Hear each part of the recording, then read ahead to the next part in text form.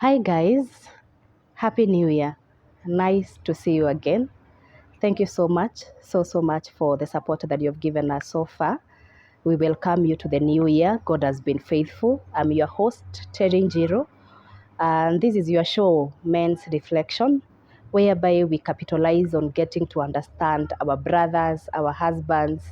We get to understand what life is like being a man, from the time they are growing up to the teenage, to marriage, to careers, and to the various things that men do in our life. And today, we are so much blessed to be hosted by No Crass Hotel in Embu.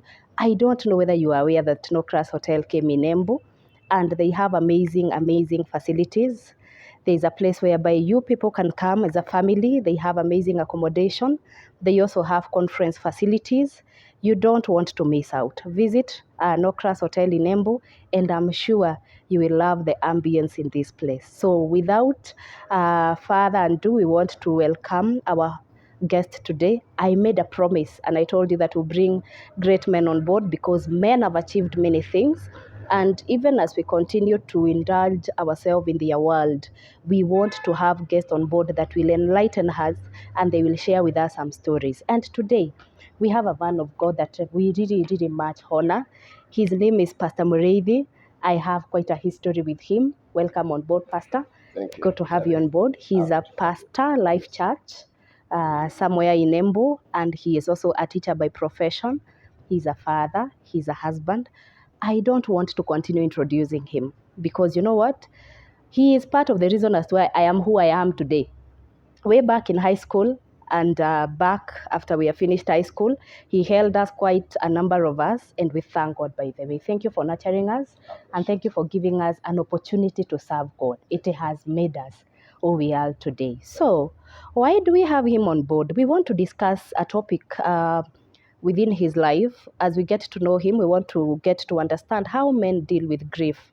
This is a topic that so many people will not discuss. Men, we have assumed they are superpowers who maybe don't have feelings, don't have emotions, but he agreed to come on board because of something that happened. So you and I want to hear what happened and how he has dealt with whatever happened in his life. I'm not going to tell you. You know why? Because he is here. So help me welcome him. We are happy to have you on board. Thank you. Thank you so much for coming. So you're going to introduce ourselves. Welcome to Men's Reflection. Wow. This is where we interact. We get to know you. So the floor is yours.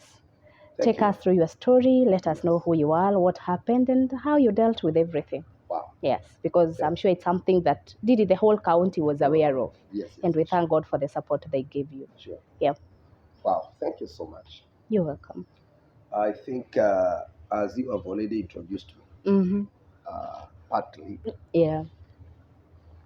I think I have many titles, as my sister Teddy here said. Mm-hmm. Number one, I'm a man. Mm-hmm. That is the title number one. Oh, yes. Yes. Yeah. Because it's good to understand where I stand Mm-hmm.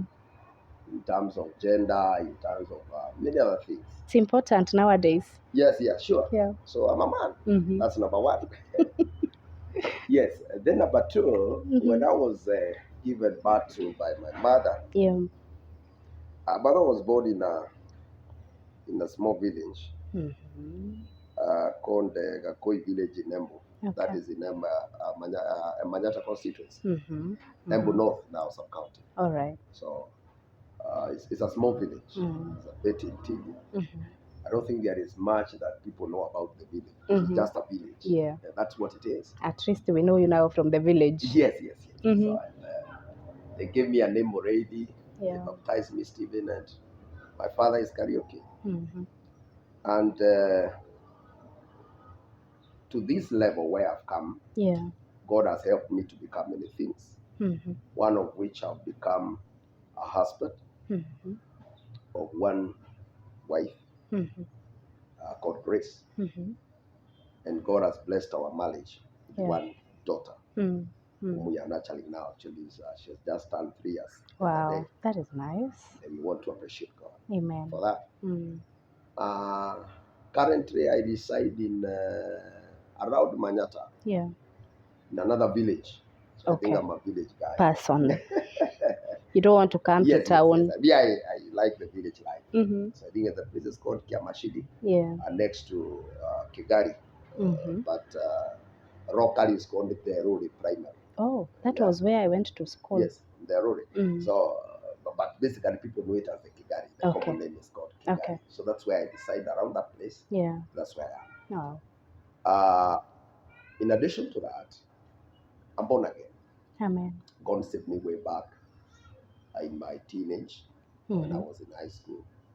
And I purposely decided to give my life to Jesus and to, serve Him. After having tasted His goodness and His love. Amen. So I'm a Christian. Yeah. And I believe in Jesus. Amen. That is what I am. Amen. And in my journey of me being a Christian, God has graced me to become a pastor. Amen.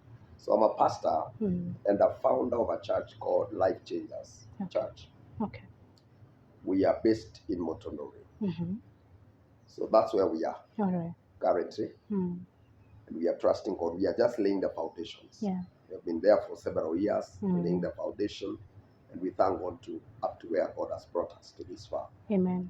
I've seen His grace carrying us through. I am also a teacher by profession. Okay. So after being born in that village, I grew up in a very humble background. My father was not working, with just a piece and hammer. My mother the same, So struggles of growing up here and there. Yeah. I went to Cambio Primary. That is the year 1992. Yeah. So okay. I joined the school. Okay. So I went there. I pushed up to class 5. Then I was later transferred, I think in 1998, to Gemare Primary, where later I did my KCP. Okay. And because of financial issues and so on and so forth, after passing, because I had passed, I was meant to repeat again because there was no money to get into high school. Oh my God. So I repeated actually. You had passed. I had passed. Actually. But the situations dictated you repeat. Well, why I say and passed, because I think but by that time it's when the government had introduced 5 subjects. Okay. In the primary level. The old, I think the old system, old system. Were they 8 or 7? Around that. 7 there. So I think I scored 300 out of 500. So from that humble primary, I think I had passed. That is true, you had. I had passed. I think I was invited to high school, but there was no money. Okay. Take me to school. Wow. So I stayed at home for some time after all my peers had gone to school. And I'm like, what should I do? Then I told my father, let me do this. Now that I see there is no hope for me going to high school at this time. Yeah. So why don't you allow me to go back to class 8? Okay. Instead of wasting a year at home and look for money, why don't I take myself back to school? I spend my year one, that year back in primary class 8. Yeah. I see whether even I can hand some few marks. Okay. As you look for money. Yeah. And that's what I did. And I took myself back to school. Okay. And I want to appreciate the current headmaster, who's called Mr. Nyaga. So I went and found him in the morning. Actually, he was coming from a Kiswahili lesson. He was a Kiswahili teacher. And I told him, Mwalimu, I've come. He was like, where's your parent? I'm like, no, don't worry. I've just brought myself back to school. I want to be in school. And so he looked at me and he was like, okay, because he knew me, of course. Yeah. I was among the top scorers in the class. So he was like, okay, get into class. Wow. So I got back there. And it did not occur to you that people would, back in the days, they are the days whereby repeating was not taken so nicely, even though it was very common with our parents. By the way, they didn't have issues with you repeating. As far as they decide you are repeating, it's up to you to deal with whatever you will face in the repeating. Sure. So did it occur to you that what will people say? I had passed, going back to school again.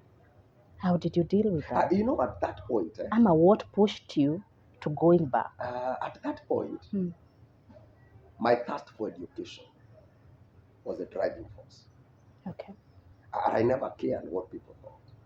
Yeah. I remember, I think it's an incident that is very clear to me, very vivid to me in my mind. Yeah.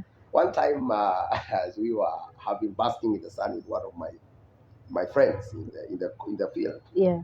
He looked at me and asked me, my friend, and you are among the sharp guys in class. Do you see the possibility of you going to high school? So he's a fellow pupil in class 8